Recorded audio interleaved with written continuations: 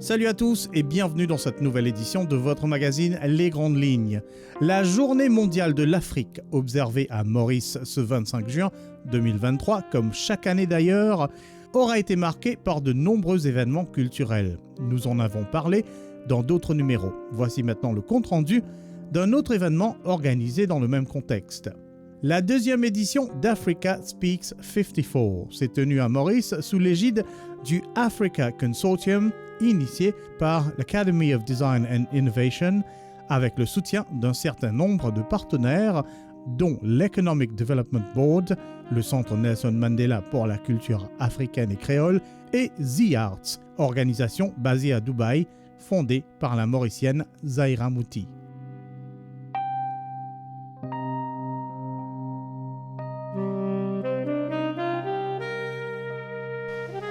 Alors, l'Africa Consortium a été organisé pour l'objectif, c'est de regrouper tous les partenaires et collaborateurs qui travaillent dans la même direction, c'est promouvoir la visibilité de l'Afrique. Alors, on a cherché des collaborations comme le Africa Speaks pour l'organisation de The Art Gallery et Nelson Mandela pour son film festival et d'autres partenaires pour pouvoir donner visibilité. Au lieu de faire séparément dans le petit coin, on voulait regrouper sur une seule bannière le Africa Consortium 2023. Voilà, pour nous, c'est comment voir le futur de l'Afrique en étant contemporain. On est très traditionnel, le pays d'Afrique, incluant Maurice. Comment mettre de l'avant le recherche et le contemporain? C'est pour ça qu'on a une conférence qu'on est en train de discuter. Comment on va pousser l'art et la culture et donner le sérieux pour que tout le monde soit visibilité. Et surtout, Maurice, en petite île, comment essayer d'avoir Maurice pour diriger cette vision, pour donner cette coup de pouce. Et c'est ça l'idée. Le but, c'était ça. De mettre Maurice sur le map près du monde et aussi de rapprocher Maurice avec le grand continent. Proposant 3 jours d'activités dont des conférences et un festival cinématographique, l'Africa Consortium incorporait aussi une exposition immense rassemblant les œuvres d'artistes de 54 États africains, dont Maurice. Vous savez, l'art, c'est l'âme d'un pays. Alors, c'est un continent, on a plusieurs âmes dans ce continent-là. Alors, c'est très important. Il faut faire les gens connaître l'importance de ça. Sans l'âme d'un pays, le pays ne progresse pas, que ce soit l'économie, dans n'importe quel secteur. C'est pour ça le visuel, là, est présent. De ce qu'on porte, ce qu'on mange, là et là. Et visuellement, on a des peintres qui essaient de transmettre ce message-là. Nous, sous le Africa 54, le Africa Speaks, on est en train de regrouper tous ces artistes de 40 pays d'Afrique qui sont venus, qui ont envoyé leurs travaux en sculpture, peinture, des différentes façons de faire connaître leur créativité à travers cette exposition-là. Alors c'était incroyable d'avoir toutes ces participations, l'intérêt. Il y a des pays qui ne connaissaient même pas Maurice, qui maintenant c'est Maurice, et il y a une bonne collaboration, c'est une initiative très très positive qu'on pense à faire chaque année pour donner plus de l'ampleur, la visibilité des artistes africains et mauriciens.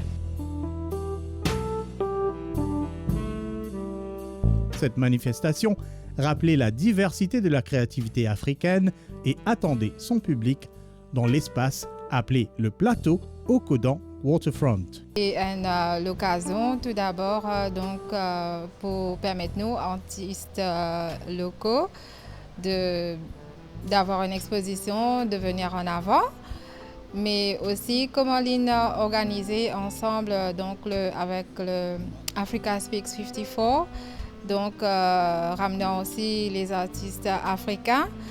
Et comme on nous connaît, l'art africain a une connotation exceptionnelle à travers ce design, que ce soit fashion, même jewelry. Donc, c'est une opportunité extraordinaire de découvrir tout ça ici, là, chez nous. Et parce que on n'a pas eu l'occasion pour aller en Afrique pour découvrir tout ça. Donc, c'est une bonne initiative.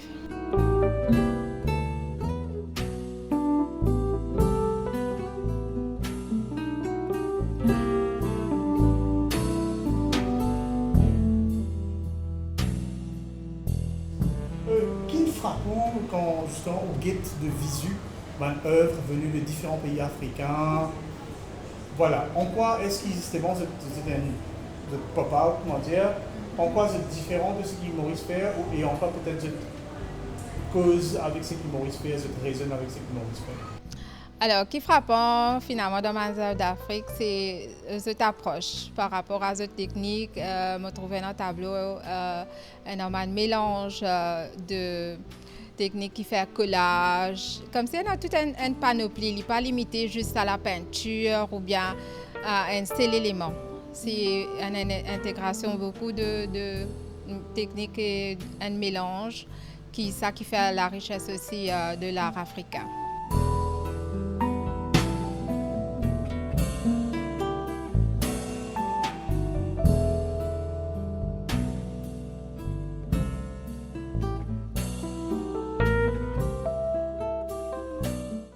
Travail ou vivre à Maurice, est-ce qu'il des fois est non justement dans une considération de mathématiques africaines au travail, ou bien finalement peut-être il faut arriver à un événement comme ça, à nous repositionner des continuités dans sa l'ensemble là. Est-ce que voilà, c'est un questionnement qui tu peux non normalement ou bien me penser nous un certain héritage africain dans l'art mauricien. Par exemple, si je prends mon travail sur la musique, par exemple, la musique africaine, l'héritage, je veux dire, qui présente à travers le Sega. Alors, l'Afrique nous retrouve dans l'art mauricien, comment on peut dire, dans nos approches. Dans même les techniques, dans les mélanges de techniques, les couleurs africaines, parfois le weaving qui nous fait, et voilà.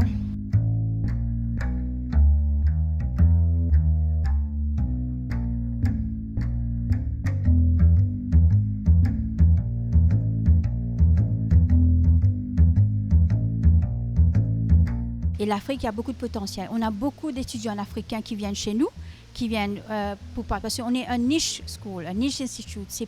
On ne fait pas en grande quantité, parce que c'est comme les beaux-arts, c'est très spécifique. Il y a plutôt des créativités, des élites dans le domaine de la créativité qu'on veut comme mettre de l'avant. Et l'Afrique, c'est une inspiration qu'on veut, comme je dirais, d'un échange où les élèves de chez nous partent chez eux et les élèves de l'Afrique viennent chez nous. Alors c'est ça le but du African Consortium et l'école aussi. On est dans cette initiative-là. Et aussi rapprocher l'art et le futur. Le futur, c'est quoi? Avoir le Artificial Intelligence in Art. Comme vous savez, il y avait récemment une grande exhibition de Vincent Van Gogh, qui a été fait avec l'utilisation de AR et AI. Qui c'est mobile pour encourager les jeunes. L'art, ce n'est pas que la peinture. Il y a différentes façons de représenter l'art. Et le but de ça, de l'Académie de l'innovation, Design Innovation, c'est comment projeter l'art dans un futur qui va rapprocher tout le monde dans n'importe quel secteur. Alors l'idée, c'est ça. Notre académie, c'est ça. Alors l'initiative, c'est promouvoir l'art, mais aussi le projeter dans le futur, comment que c'est visible à travers les Africains et les Mauriciens. Un riche panorama donc pour rappeler le dynamisme et la diversité de l'art contemporain africain et pour favoriser la rencontre des concepts et des idées à travers l'art. Les œuvres mauriciennes s'inséraient harmonieusement dans cet ensemble avec des résonances plus que palpables. Un rappel sans doute que nous sommes d'Afrique, historiquement, géographiquement et culturellement.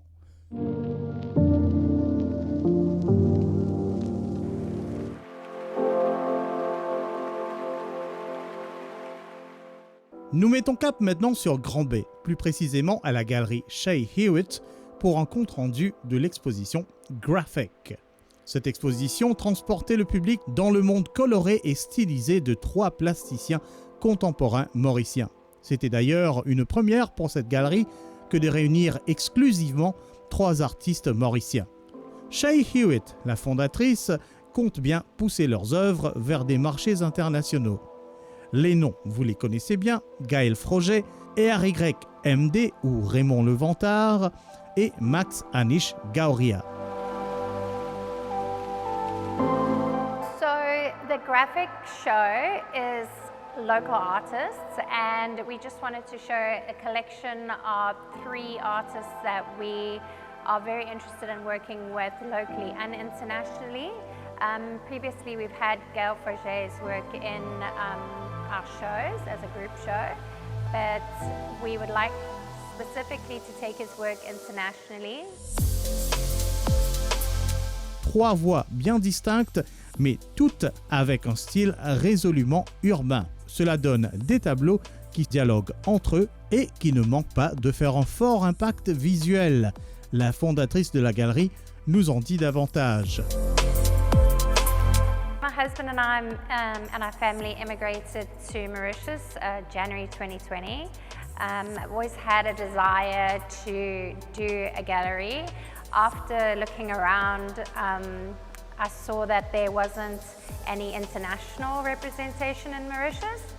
So with us having strong ties to a lot of artists globally, I decided to open the Shea Hewitt Fine Art Gallery, bringing international artists into Mauritius and showing local artists. And our objective with the local artists was not only to show them in Mauritius, because a lot of them do show at other galleries. We would like to take them internationally and do art fairs and expositions globally.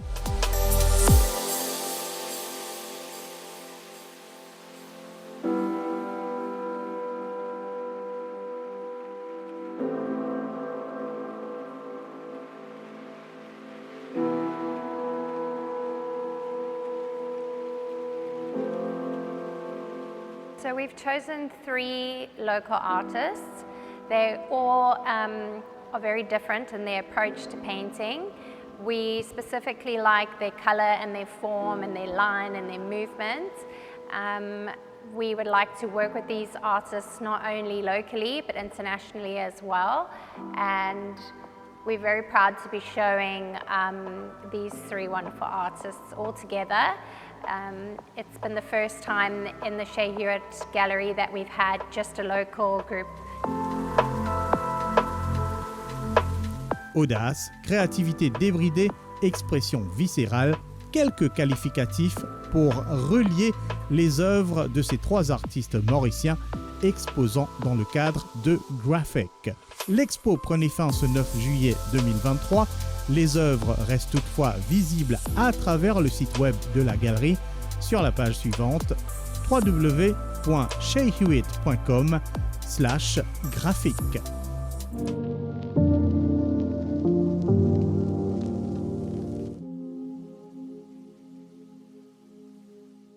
Pour clore cette édition, nous parlons d'un événement remontant à quelques mois qui garde néanmoins une portée intemporelle et universelle.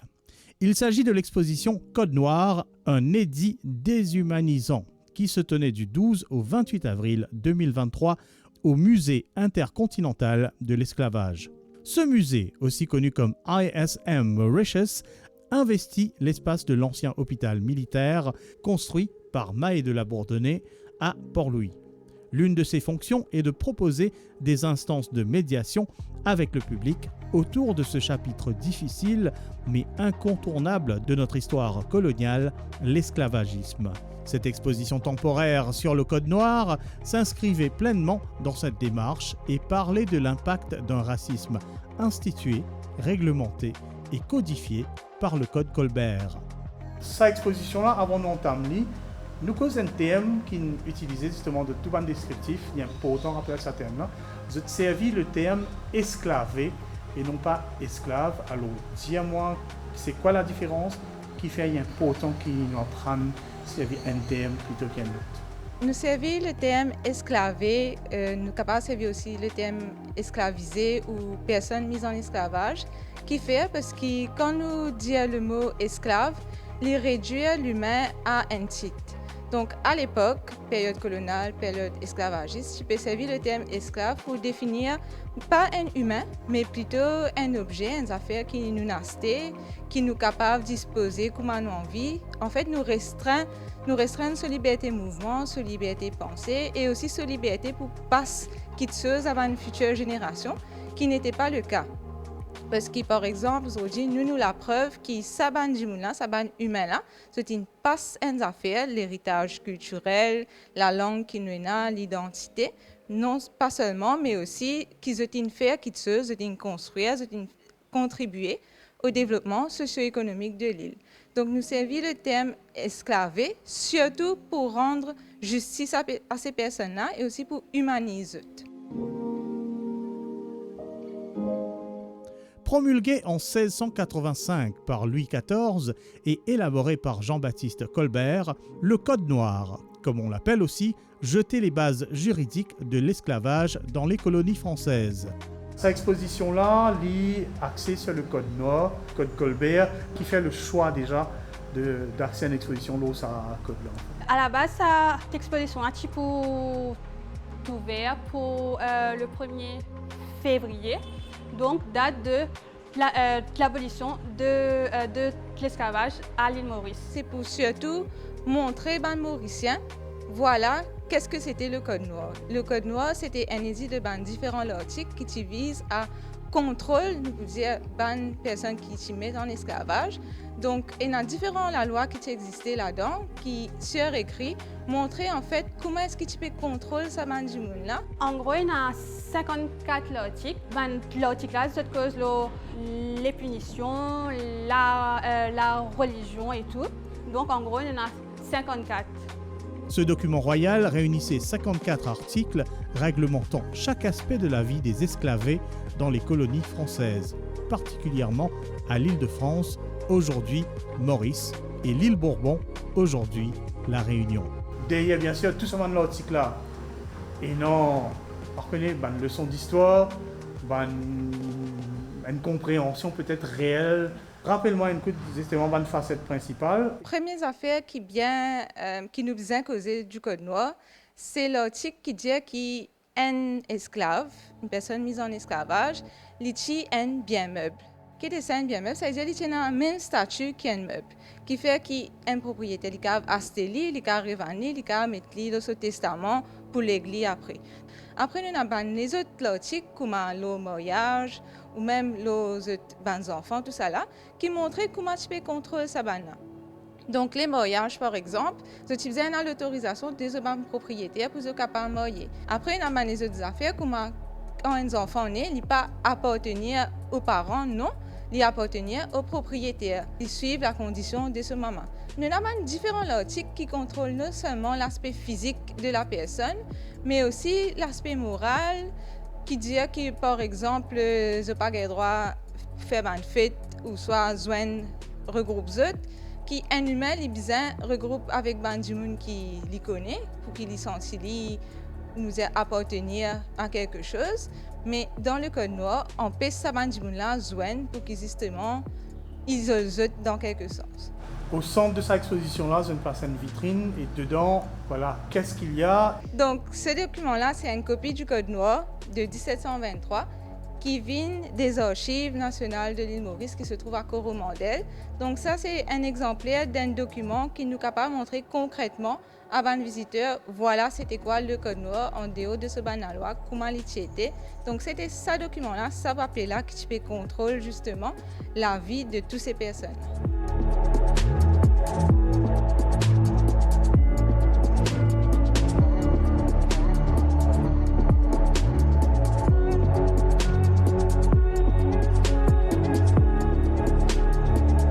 À l'époque-là, une interdiction d'union, de mariage entre des gens qui ont un statut différent, mais vous pensez avec un accent sur de couleurs de peau différentes aussi, et qui, ça code-là, a jusqu'à peut-être prévoir le destin d'un enfant qui peut aller dedans.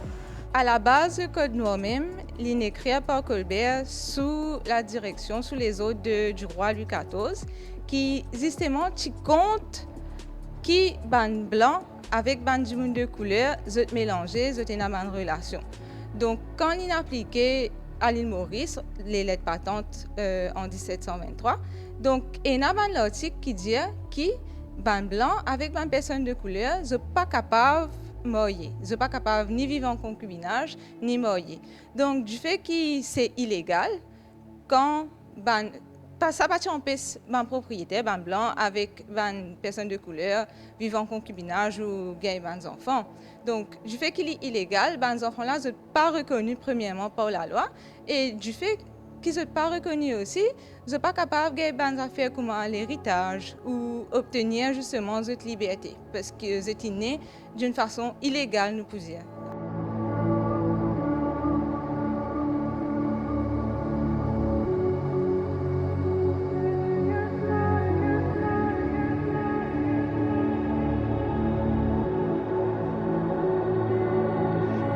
Finalement, justement, les nous pas ou ça, bien sûr, en tant qu'historien, recherchiste, etc., nous trouvons ce genre d'affaires-là. Et qu'il y ait évoqué tout ce genre d'article-là. Le premier sentiment, c'est le racisme, on va dire ça.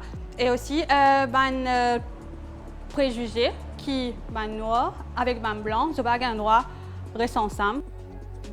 Quand nous pensons en tant que descendants de personnes mises en esclavage, justement, c'est aussi un sentiment de colère aussi, on va dire, pour savoir que nos ancêtres pas considérés comme un humain, mais plutôt comme un objet.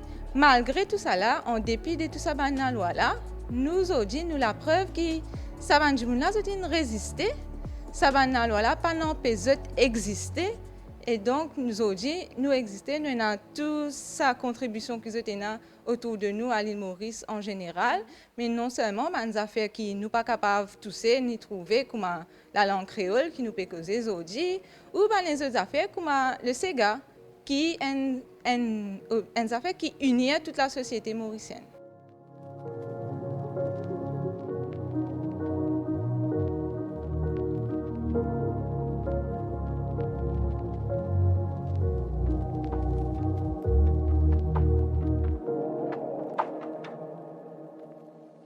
C'est intéressant cette exposition-là et aussi bien sûr tout le musée intercontinental de l'esclavage qui est dans un lieu bien particulier. Là, nous avons une pièce qui finit d'être restaurée, tout ça, donc il y a une histoire. Est-ce qu'il y a des cas peut-être brode un peu sur l'historique et le symbolisme justement du fait que voilà, c'est un musée-là ici avec sa exposition-là ici. Donc là, nous avons pour lui, nous sur le pot, donc nous en face avec le grenier. Et nous, ici, dans le musée intercontinental de l'esclavage. Donc, le bâtiment, c'était un hôpital militaire que nous avons soin, pas militaire. Donc, les militaires, les marins et surtout les esclavés. Donc, l'hôpital est construit de 1735 à 1744 environ. Donc, il est construit sous la gouvernance de Mahé de Tlabourdonnais. Il fait esclavé de Mozambique et Madagascar ici, ensemble avec des travailleurs de Pondichéry et des français. Donc, ils travaillent ensemble, ils montent l'hôpital là. Qui fait est-ce qu'ils ont décidé pour faire le musée intercontinental de l'esclavage ici? Premièrement, à cause de ce place stratégique qu'il trouve dans la capitale de l'île Maurice, pour lui, que tu as beaucoup de mouvements. Ce bâtiment-là, c'est le plus vieux bâtiment public de l'île Maurice, qui a 280 ans. Et l'ICHI est l'hôpital. Donc, nous, c'est quoi le symbolisme ici? C'est un hôpital. Quand nous causons l'histoire de l'esclavage, nous causons pour apporter réparation, pour apporter guérison. Le Code noir fut abrogé par la loi du 4 février 1794 et par la Déclaration des droits de l'homme, mais fut remis en vigueur par Napoléon le 20 mai 1802 et appliqué jusqu'au 27 avril 1848 dans les colonies françaises productrices de sucre. Cette exposition temporaire, pour sa part, prenait fin le 28 avril 2023. Mais le musée intercontinental de l'esclavage propose aussi une autre exposition permanente sur l'arrivée des esclavés sur notre territoire durant la période coloniale française. Autre portail intéressant, l'ISM Mauritius a lancé depuis peu un site informatif accessible à l'adresse suivante: ismmauritiuslimited.govmu.org/ism. Merci de nous avoir accompagnés dans cette émission. À bientôt pour de nouvelles découvertes culturelles. Restez en ligne.